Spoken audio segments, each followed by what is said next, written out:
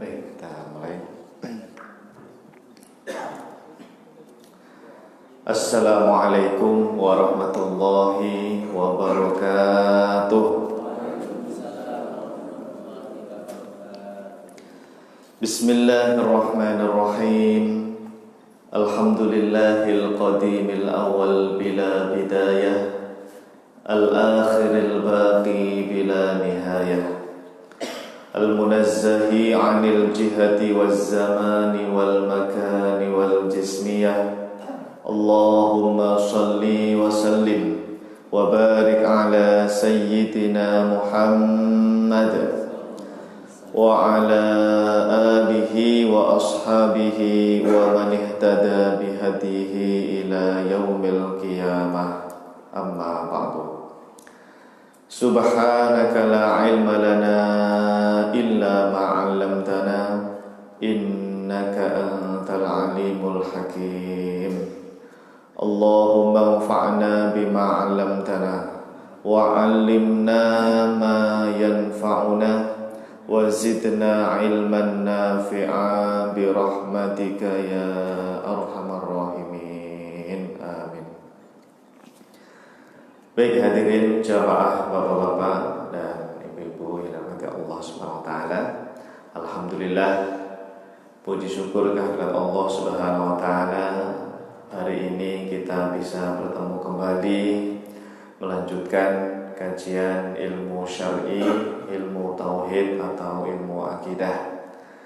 Mudah-mudahan kita semua yang hadir pada kesempatan kali ini diberikan kemudahan, keberkahan oleh Allah Subhanahu wa taala, dilapangkan rezekinya oleh Allah Subhanahu wa taala, dimudahkan segala urusannya oleh Allah Subhanahu wa taala, dan semoga Allah Subhanahu wa taala senantiasa menambahkan kepada kita semua ilmu yang bermanfaat, ilmu yang barokah fid dunya wal akhirah. Amin ya rabbal alamin.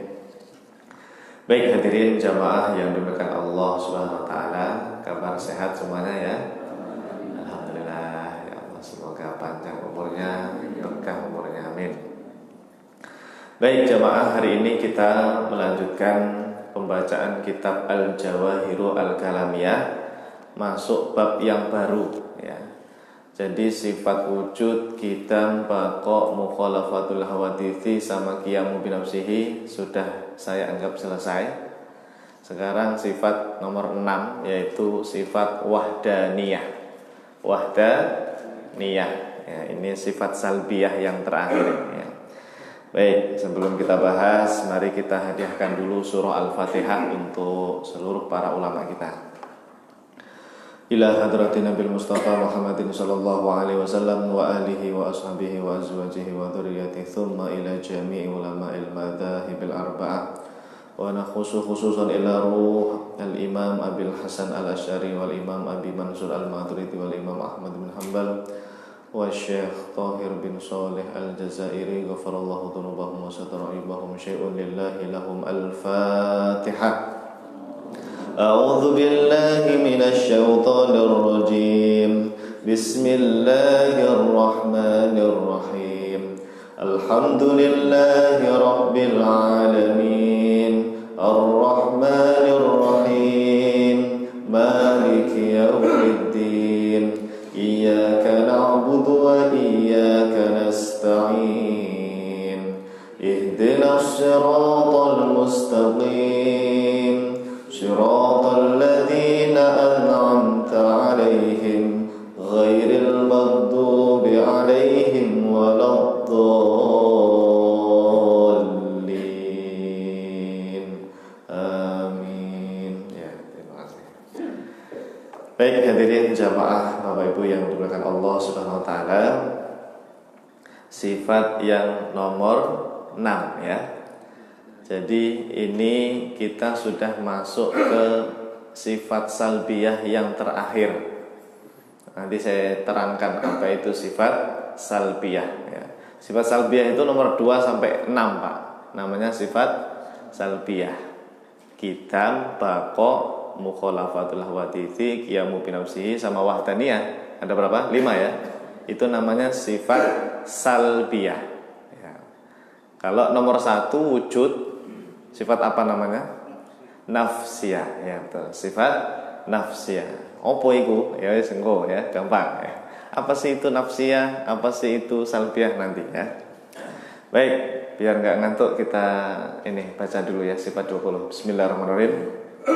Wujud qidam baqa mukhalafatuhu lil hawadithi qiyamuhu bi nafsihi wahdaniyah qudrah iradah ilmun hayasama basar kalam qadiran muridan aliman hayyan sami'an basiran mutakalliman. Sekali lagi, wujud qidam baqa mukhalafatuhu lil hawadithi qiyamuhu bi nafsihi wahdaniyah qudrah iradah ilmun hayasama basar kalam qadiran muridan aliman hayyan sami'an basiran mutakalliman. Wujud qidam baqa mukhalafatuhu lil hawadithi qiyamuhu bi nafsihi wahdaniyah qudrah iradah ilmun haya sama' basar kalam qadiran muridan aliman hayyan sami'an basiran mutakalliman muridan aliman hayyan sami'an basiran mutakalliman. Alhamdulillah. Baik, terima kasih. Baik hadirin jamaah Bapak Ibu yang dimuliakan Allah Subhanahu wa taala, semoga kita yang hadir ini yang mengkaji sifat 20 diberikan pemahaman oleh Allah dalam ma'rifatullah. Karena ma'rifatullah, mengenal Allah Subhanahu wa taala itu hukumnya wajib. Nah, mengenal Allah yaitu caranya adalah mengenal 20 sifat ini ya. Semoga makrifat kita kepada Allah semakin bertambah ya. Amin. Ya, pelan-pelan ya. Ini baru sifat nomor 6 ya. Baru sifat nomor 6. Namanya sifat apa? Wahdaniyah. Baik, kita baca dulu kitabnya. Monggo Pak Ustadz dibacakan kitab Al-Jawahiru Al-Kalamiyah, pembahasan tentang sifat wahdaniyah ya.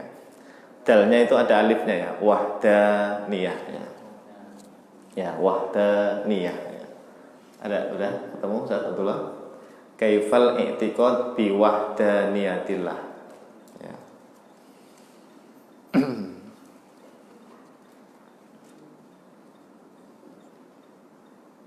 Kalau nggak salah agak belakang ya dia wahdaniyah urutannya.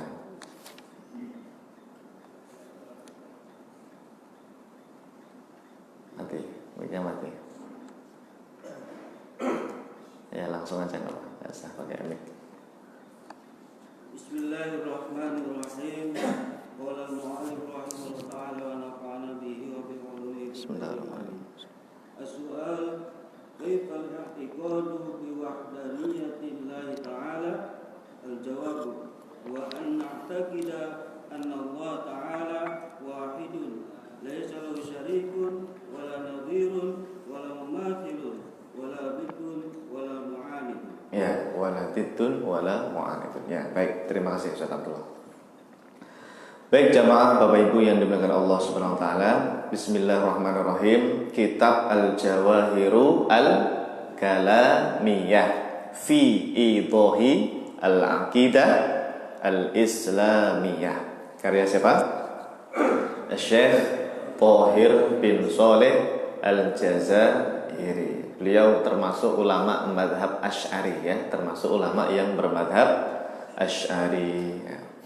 Kata beliau begini jemaah, as-su'al, pertanyaannya. Soal itu apa? Pertanyaan. Kaifa al-i'tiqad bi wahdaniyatillahi ta'ala.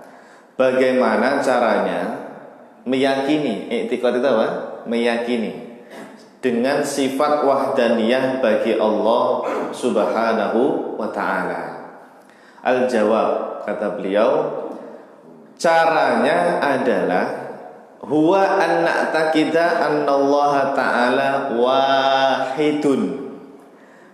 Kita harus yakin, Bapak Ibu sekalian, harus yakin. Na'taqid itu yakin, percaya bahwa sesungguhnya Allah Subhanahu wa ta'ala itu Maha Esa, wahid. Kalau bahasa kita satu.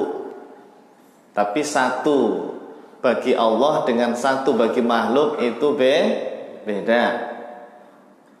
Kenapa beda, Pak? Karena kalau satunya makhluk, nih, Pak Eko satu nih ya, Pak Sis satu, saya satu kan, Ustadz Abdullah satu. Satunya kita ini Pak, ini sebetulnya bukan satu, karena ada gabungan.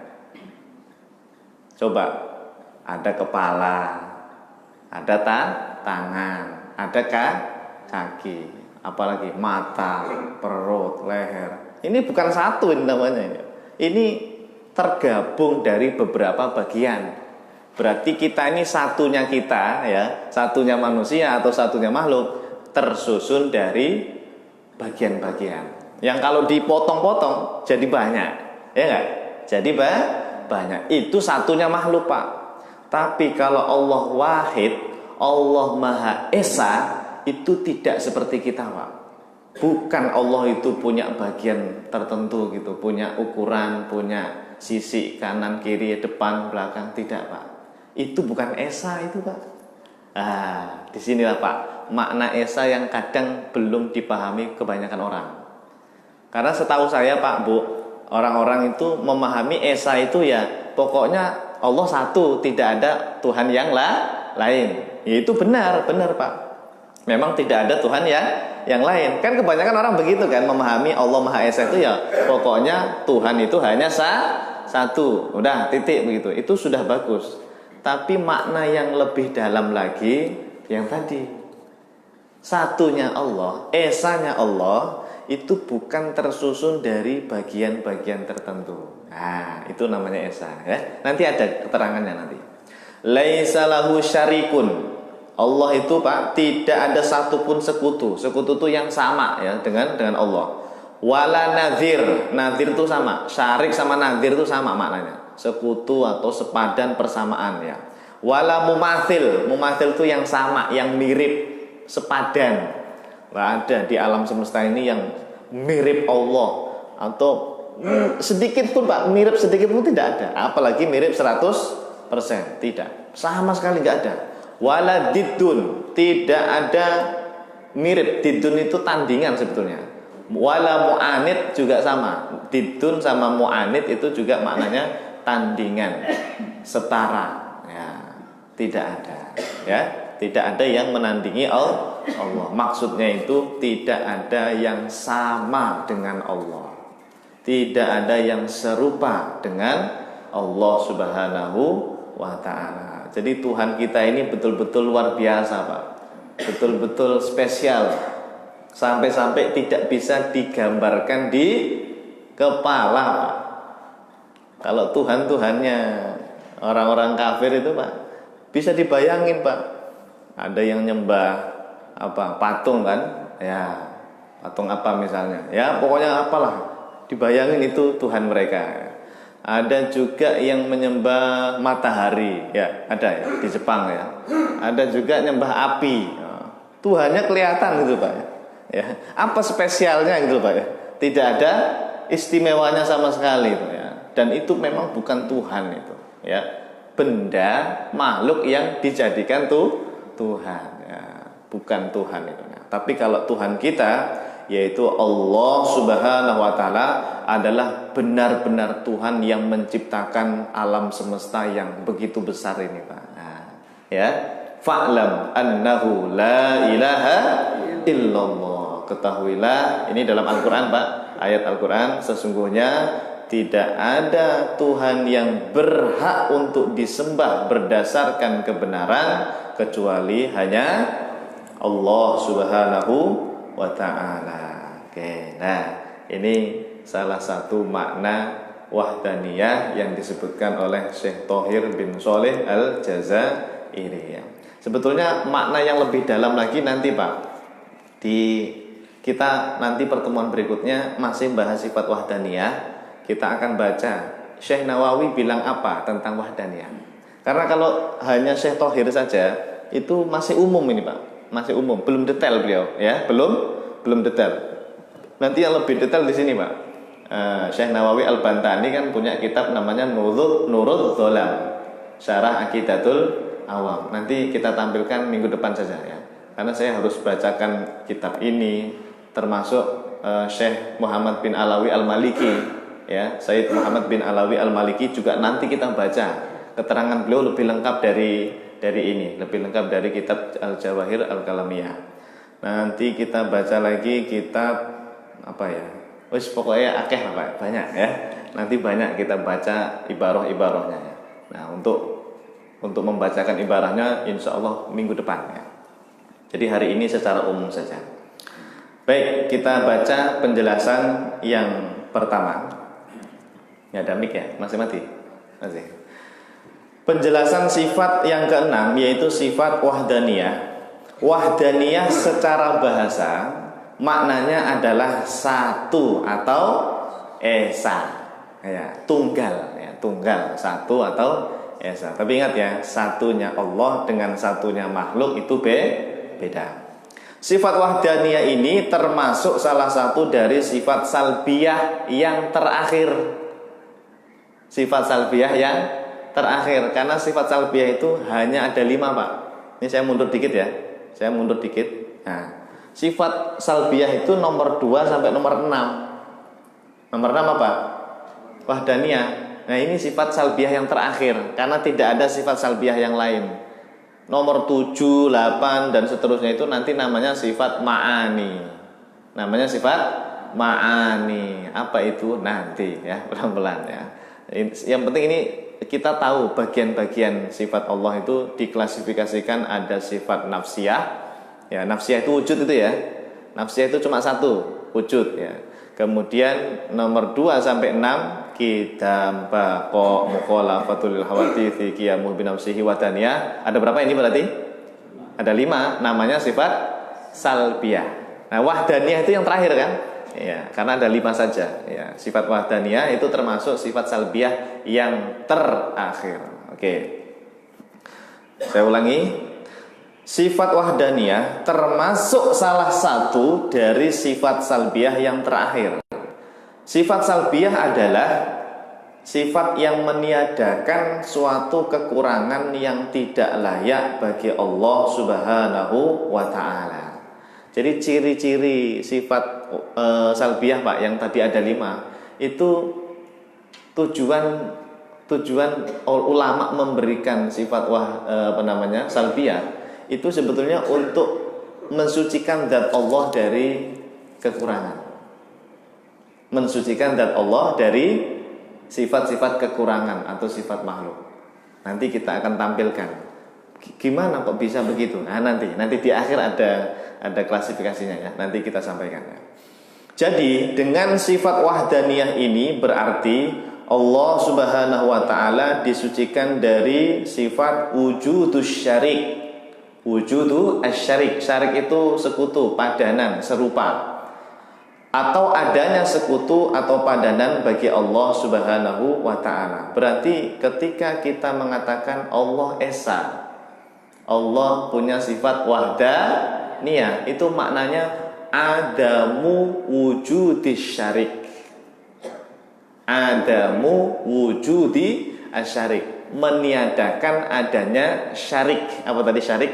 Sekutu, serupa, sepadan, mirip, kemiripan, semuanya lah itu ditiadakan. Bahasa Arabnya meniadakan tuh salbiyah, dari kata salab. Kalau salab ini obat salab nanti ya. Salaba itu loh. Salaba itu bahasa Arab tuh maknanya menegasi ya. Apa menegasi itu? Meniadakan ya, menafikan ya. Menafikan apa tadi? Wujudu asyarik ya. Makanya Pak, di kitab-kitab syarah itu pasti bahasanya itu pakai adam. Pasti pakai adam. Untuk sifat salbiyah pasti diawali pakai kalimat adam. Contoh nih, bako. Kan salbiyah kan ada 5 ya. Kidam, bako sampai wahdaniyah. Kidam. Coba pakai adam depannya. Apa kidam itu? Adamu al-awwaliyah. Apa? Tidak ada permulaan. Ya, itu adam kidam ya. Kalau bako kasih adam juga, adamul akhiriyah. Apa?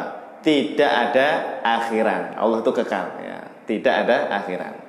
Terus bako mukhalafatul hawadithi pakai adam juga. Karena kan salbiyah, sifat salbiyah. Adamu al-mumatsalah lil hawadits ya. Tidak ada keserupaan dengan makhluk ya. Pakai adam depannya Pak ya. Qiyamuhu binafsihi berarti apa? Adamul ihtiyaj ila ghairihi au ilal makan. Adamu tidak butuh, adamul ihtiyaj. Ihtiyaj itu hajat ya. Adamu al-ihtiyaj berarti tidak butuh pada sesuatu yang lain atau tempat atau makan ya, tempatnya. Ya, pasti depannya ada adamnya. Sama wahdannya juga gitu. Adamu ta'addud. Nah, ta'addud ini kalau fikih apa? Poligami. Ta'addud itu kalau bahasa fikih poligami ya. Tapi kalau ta'addud dalam bahasa akidah maknanya lebih dari satu ya. Nah, bukan esa tadi loh. Ada 2, ada 3 dan seterusnya. Nah, wahdaniyah itu adamu ta'addud ya. Tidak ada duanya. Baik. Berikutnya kita baca lagi keterangan dari para ulama. Nah, ini Pak yang penting, tolong kalau bahas sifat wahdaniyah sampaikan istilah al-kam al-muttasil sama al-kam al-munfasil. Ini guru-guru saya, para kiai ya, di pesantren dan di manapun yang saya belajar dengan beliau-beliau, rata-rata mengingatkan 2 istilah ini Pak, yang kadang orang awam tidak sampai ke sini pemahamannya. Nanti kita baca ya. Ada yang mau bacain? Mic-nya belum ada? Belum ya. Para ulama mengatakan, perhatikan, ini tolong dicatat ya Pak ya. Setidaknya ada 3 makna yang terkandung di dalam sifat wahdaniyah. Catat nih. Bahkan ini disebutkan oleh Imam As-Sanusi sebetulnya. Kenal dengan Imam As-Sanusi, Bapak Ibu? Imam As-Sanusi itu yang mengarang kitab Ummul Barohin. Kitab akidah Asy'ari yang ditulis oleh Imam As-Sanusi. Ya, di pesantren Pak itu pasti ngajinya Ummul Barohin tuh. Ya, kita belum level ke situ. Ini kan kita masih level dasar ya. Nanti kalau sudah khatam ini bisa kita ngaji kitab Ummul Barohin. Tebalnya segini Pak. Ya, saya punya malah 5 jilid di rumah itu. Ya. Imam As-Sanusi namanya. Imam As-Sanusi ini luar biasa Bapak Ibu. Beliau itu kalau kita misalnya belajar fikih ya mirip-mirip Imam An-Nawawi lah. Kita kalau belajar fikih mazhab Syafi'i itu loh. Siapa ulama yang menonjol kalau belajar fikih Syafi'i? Imam Nawawi kan? Kita membayangin Imam Nawawi itu ulama yang luar biasa kan?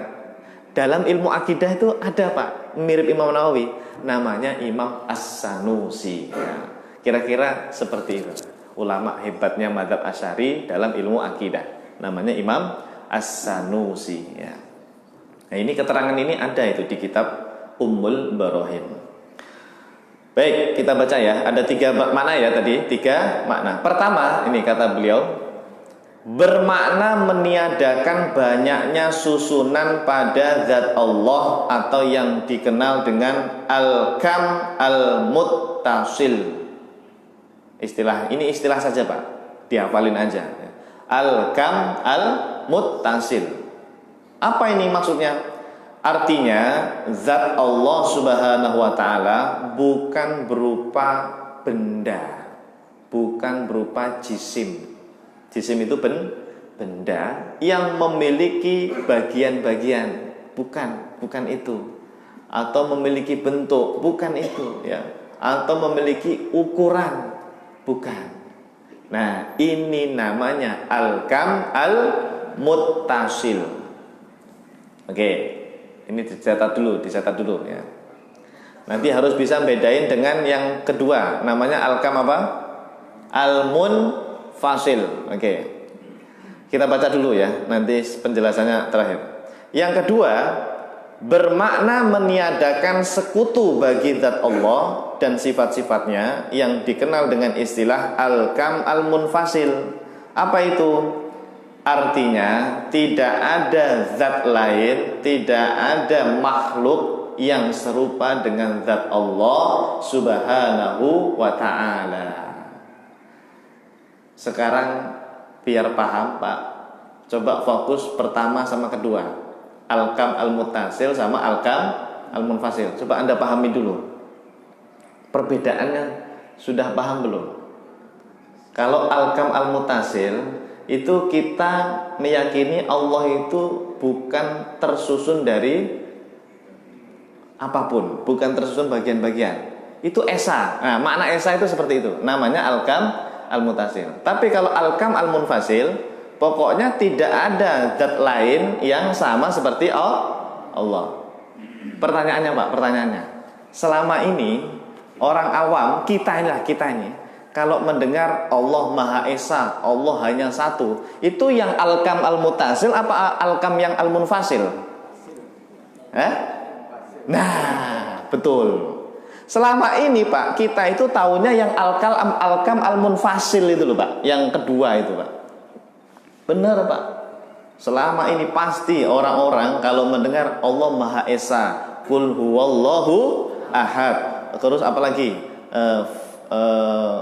Yang itu yang tahlilan itu apa? Wa ilahukum ilahu wahid, la ilaha illa huwar rahmanur rahim. Itu kan wahid kan, Allah Maha Esa. Kita kebayang Esa itu pokoknya nggak ada Tuhan yang lain, tidak ada zat lain yang jadi Tuhan. Itu baru al-kam al-munfasil Pak, ternyata yang kita pahami itu Pak. Ya benar nggak? Paham ya? Selama ini kita memahami sifat Esa, Allah Maha Esa, itu baru yang munfasil, yang kedua itu loh Pak. Yang nomor satu, yang pertama yaitu al-kam al-muttasil, itu banyak orang tidak kebayang di kepalanya. Yakin dah. Apa tadi al-kam al-muttasil yang pertama? Jadi Allah itu Pak bukan sesuatu yang berbentuk. Allah itu bukan sesuatu yang ada bagiannya gitu loh. Ada bagian atas, bawah, kanan, kiri. Kalau kita ada bagiannya nggak kita ini Pak? Ada. Minimal ada bagian muka lah ya, bagian depan. Kalau Anda di belakang saya, ada bagian belakang saya, punggung ya.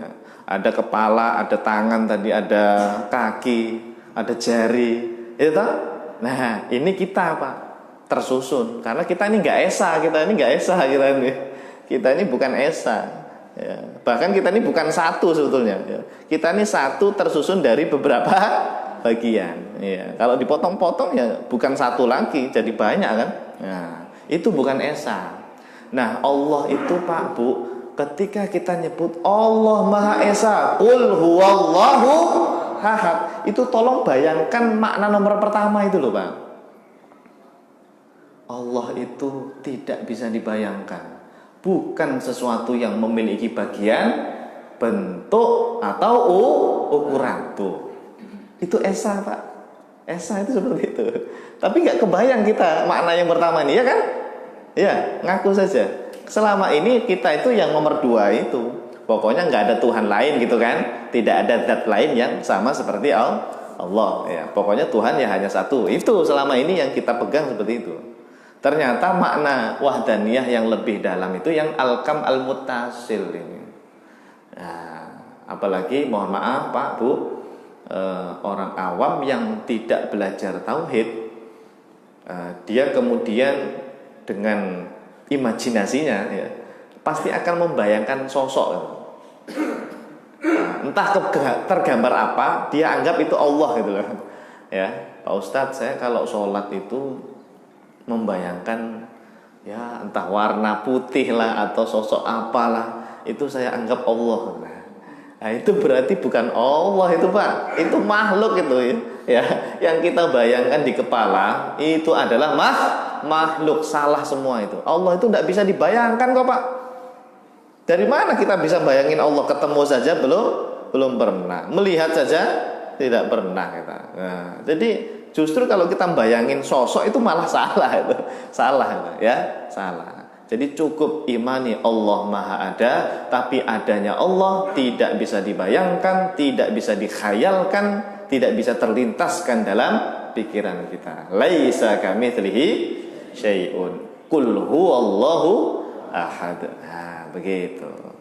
Ini kita ini Pak tiap hari baca kulhu, ya paling enggak pas tahlilan ya. Ya, pas tahlilan selalu baca kulhu. Berapa kali bacanya biasanya? 3 kali, ya. Itu banyak enggak yang paham makna nomor 1 ini? Enggak paham. Yang penting baca aja. Qul huwallahu ahad, Allahus samad, lam yalid wa lam yulad wa lam yakul lahu kufuwan ahad. Udah gitu aja. Dia enggak merasakan Qul huwallahu ahad, makna 1 dan 2 itu dimasukkan ke hati gitu loh Pak. Wah, itu rasanya beda Pak. Nikmat Pak, bener. Makanya kenapa para kiai, para guru itu kok kalau ngibadah kok sepertinya nikmat sekali Pak ya. Karena mereka itu makrifatnya sudah selesai Pak. Sudah selesai. Coba perhatikan guru-guru kita itu, ya, yang sudah sepuh atau yang sudah meninggal dunia. Mereka itu kalau ibadah kok nikmat sekali gitu ya. Zikir nikmat sekali, baca Quran nikmat. Karena mereka paham Pak. Paham. Beda dengan kita yang mungkin baca tapi kurang begitu paham. Nah, di situ kita harus belajar terus ya supaya menjadi paham ya. Baik, alhamdulillah. Jadi bisa bedain ya, bedanya al-kam al-muttasil sama al-kam al-munfasil ya. Selama ini kita yang munfasil ya, tahunya yang munfasil ya. Jadi tolong Pak Bu yakini Allah Maha Esa dalam arti apa? Zat Allah bukan tersusun dari bagian-bagian, bukan memiliki ukuran, bukan memiliki bentuk. Itu sudah mantap itu akidahnya. Itulah makna Esa yang sebenarnya. Baik. Oh ya, satu lagi jamaah. Tadi ada kalimat zat ya. Ya. Zat Allah. Zat ini apa sih Pak Ustadz? Setiap baca buku ya, zat Allah gitu kan. Ada kalimat zat Allah. Zat ini Bapak Ibu sekalian, kata para ulama, maksudnya adalah hakikatullahi ta'ala, hakikat Allah. Jadi untuk mengungkapkan hakikat Allah itu pakai lafaz zat. Hurufnya itu kalau bahasa Arab zal, alif sama ta. Saya ulangi, za ya, alif terus ta. Zat, zatullahi, zatnya Allah. Apa tadi zat maknanya? Hakikatnya Allah. Saya tanya, tahu nggak hakikat Allah itu seperti apa? Nggak ada yang tahu kan? Nah, untuk membahasakan hakikat Allah yang tadi tidak bisa dijangkau dengan akal itu istilahnya zat. Ya. Jadi zat itu jangan dipahami bentuk ya. Nah, kalau saya bilang zat Pak Eko ya, zatnya Ustadz Abdullah. Nah, kalau ini benar, zat ini bermakna bentuk, badan, ya kan? Badan atau ukuran, ya, bentuk ya. Itu zat kalau dinisbatkan kepada makhluk ya. Tapi kalau kita nyebut zat Allah, Pak, itu maksudnya hakikat Allah yang tidak ada yang tahu. Ya. bukan berbentuk, bukan berukuran, sama sekali tidak bisa dibayangkan. Nah, itu namanya zat Allah, hakikat Allah itu ya. Pokoknya catat saja, zatullah bimakna hakikatuhu atau hakikatullah ta'ala. Sudah tadi? Ini harus dicatat ya, yang bedanya al-kam al-muttasil sama al-kal al-munfasil. Karena selama ini kita hanya tahu yang al-kam al-munfasil ya. Yang al-kam al-muttasil yang nomor pertama itu banyak tidak diketahui oleh orang-orang ya. Ya. Ini pernah dengar istilah ini? Belum ya? Belum pernah ya? Alhamdulillah Pak. Berarti tandanya jenengan ini yang hadir dikehendaki kebaikan oleh Allah Pak. Alhamdulillah. Coba Pak, Anda bayangin, nggak banyak yang tahu tentang ini. Mungkin tetangga Anda, ya, temannya, saudaranya. Tapi Anda diberi kesempatan oleh Allah Pak hari ini Pak. Ini anugerah yang besar Pak. Kalau Allah mau Pak, kita nggak pernah ketemu pembahasan ini. Iya, ini Allah menakdirkan saya dan semuanya ini, pokoknya nggak diberikan kesempatan oleh Allah untuk tahu pembahasan ini. Berarti sampai mati kita nggak kenal Allah yang sebenarnya Pak. Ya Allah. Tapi alhamdulillah Pak, Anda ditakdirkan Allah ini Pak yang pengennya Allah itu Anda sekarang ngaji di Baitur Rahim, ketemu mengenal istilah ini. Ini yang maunya siapa ini? Maunya Allah Pak. Nggak mungkin Pak Anda kesini Pak, jauh-jauh dari rumah kesini, itu siapa yang menggerakkan hati Anda, langkah Anda itu? Allah Pak itu Pak. Ya, semuanya itu Allah Pak. Jauh-jauh ada yang dari sana, ada yang dari sana ya Allah ya. Ada yang dekat juga ya. Itu Allah Pak yang menggerakkan kita ini semuanya ya. Allah menghendaki kebaikan untuk kita semua. Alhamdulillah. Berarti Allah tuh pengennya kita kenal Dia, kita kenal Allah. Alhamdulillah. Baik, yang terakhir apa? Yang ketiga, bermakna hanya Allah Subhanahu wa taala saja yang mengatur segala sesuatu di alam semesta ini, tanpa perantara, tanpa bantuan siapapun. Perhatikan Pak, yang mengatur segala sesuatu. Berarti matahari, planet yang banyak itu Pak, dia kan muter Pak ya. Itu yang ngatur Allah Pak itu. Kok nggak tabrakan ya? Kok nggak meleset ya? Kok nggak geser? Itu Allah itu Pak. Siapa yang di rumahnya ada pohon di depannya? Ya? Ada di depan rumahnya ada pohon? Pohon apa? Sebutin. Mangga. Pernah ngitung jumlah daunnya ada berapa Pak?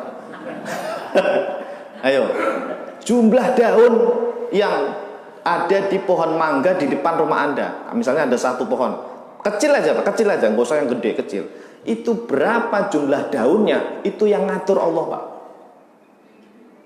Bahkan daun yang sebelah kiri misalnya, sebelah kanan, jatuhnya hari apa? Itu Allah yang ngatur semuanya Pak.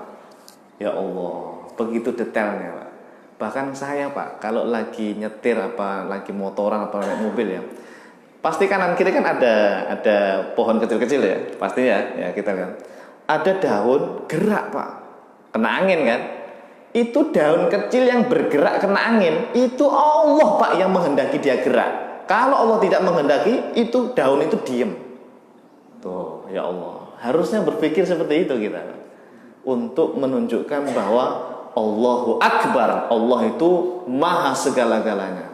Allah yang maha hebat. Ya. La ilaha illallah. Seperti itu. Nah, itu makna esa itu seperti itu Pak. Tidak ada satupun kejadian gerak makhluk kecuali itu yang ngatur Allah Subhanahu wa ta'ala. Jadi nggak usah sedih Pak. Kita hidup begini begitu, rezekinya begini begitu, ya anaknya begini begitu, istrinya begini begitu. Itu yang ngatur Allah kok Pak semuanya itu. Tinggal kita hadapi, kita ridho taslim terhadap keputusan Allah Subhanahu wa ta'ala. Ntar hidupnya tenang, enak Pak. Ya, apa-apa itu kalau kita kembalikan ke Allah ya insya Allah hidupnya tenang. Alhamdulillah. Baik. Terakhir. Ini semacam kesimpulan sebetulnya. Dengan kata lain, sifat wahdaniyah ini maksudnya adalah Allah Subhanahu wa taala Maha Esa, sehingga zatnya Allah Subhanahu wa taala tidak berbilang, tidak tersusun dari beberapa bagian, dan juga tidak ada yang menyamai zatnya Allah, hakikatnya Allah. Kemudian Allah Subhanahu wa taala juga Maha Esa, sehingga sifat-sifat Allah tidak berbilang, dan hanya Dia saja yang memiliki sifat-sifat yang sempurna itu. Ini juga Esa. Atau yang ketiga, Allah Subhanahu wa taala juga Maha Esa, sehingga tidak ada satupun yang menyamainya dalam perbuatannya. Yang menggerakkan daun pohon tadi itu, yang ngatur itu ya hanya Allah. Tidak ada yang ngatur Allah atau yang ikut-ikutan ngatur, tidak ada. Hanya Allah. Itulah yang Maha Esa. Tiga istilah ini Pak dinamakan wahdaniyah fil dzat, fis sifat, wal af'al. Nah, ya, saya ulangi. Yang pertama, yang zat Allah tidak terbil-bilang, tidak tersusun, itu namanya al-wahdaniyah fil dzat. Fil dzat. Ya, al-wahdaniyah fi adzat. Kalau yang nomor 2, paragraf kedua, itu al-wahdaniyah fis sifat. Sifat-sifat Allah juga esa. Misalnya Allah punya sifat apa? Kudroh. Allah maha kuasa, maha hebat Pak. Kudrohnya Allah itu satu Pak, tidak bertingkat-tingkat.